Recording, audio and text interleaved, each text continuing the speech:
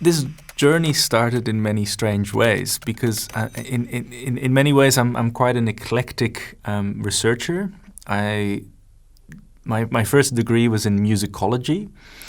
Then I did cultural studies. Then I went into international development. But at some point, it felt like the experience I have in engaging with complex policies around the world might be something that I could put to use to help address the climate crisis that we face. And in that context, I started looking at shipping. So I kind of made that shift through the particular research experience I have by using those methods and ideas to apply that to another field in the hope that I might be able to make a bit of an influence or have a bit of an influence there. Is there a way for sailing vessels, or particularly traditional sailing vessels, to help us decarbonize the shipping industry?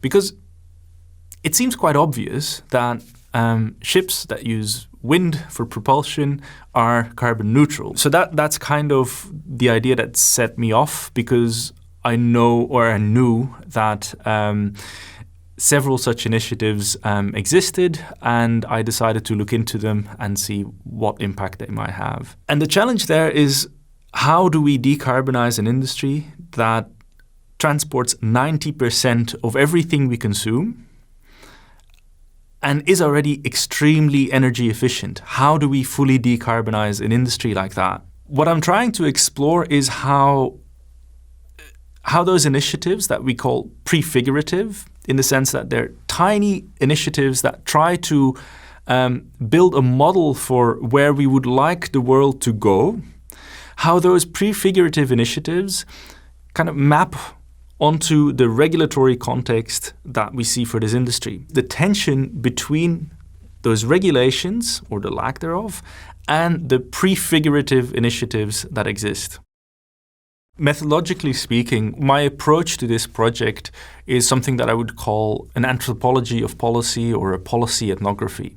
And what I mean by that is that I look at that regulatory context through the lens of the political economy that surrounds it. And in doing that, I look both at what is happening at the International Maritime Organization, but I'm also looking at what exists in terms of alternatives that are being suggested by the industry, by activists, and by a whole range of people trying to influence these policies for better and for worse. What I'm trying to do there is combine, a close engagement with the policy debates and all the texts and the very lengthy and kind of sometimes quite tedious decision-making processes.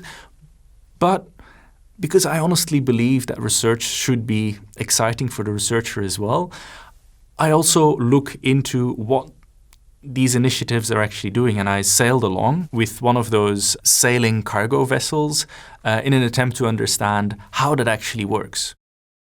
In order to understand how the Aventure on which I sailed, how it functions, rather than just believing what the owner of that ship says, I decided to join it, not just as a passenger, but as working crew, because on such a ship there are simply no passengers. At the end of February 2020, I joined the ship in Tenerife, and my plan was to sail across the Atlantic and disembark on Marie Galante.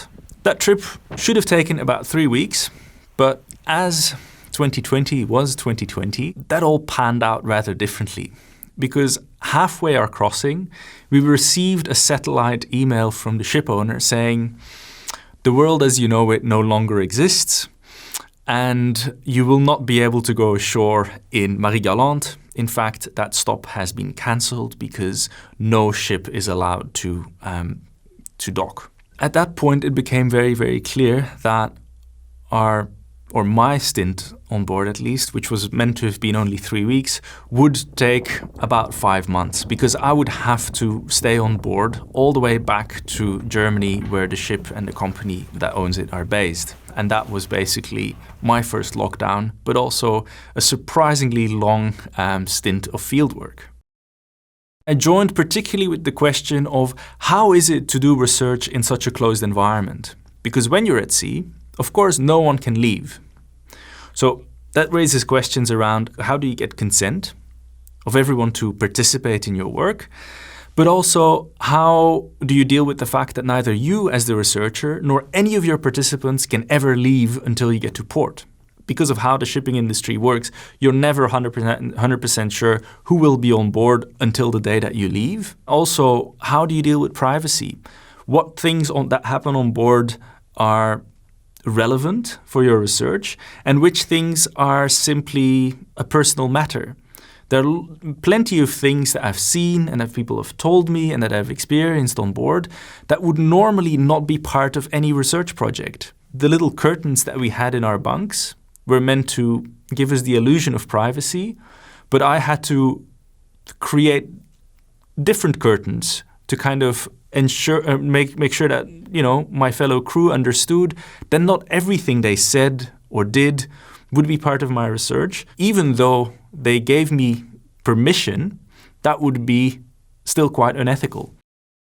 Most recently, I published something that looks into that tension between, can these traditional vessels really help us decarbonize this industry? And in a paper I called Tack to the Future, because you can't do research on boats without boaty puns, I explored the tension between the drive to kind of modernize our global economy even further, which is what, the so-called eco-modernist kind of school of thought within environmental thinking kind of proposes. They say we need to modernize and innovate further to kind of innovate our way out of the climate crisis.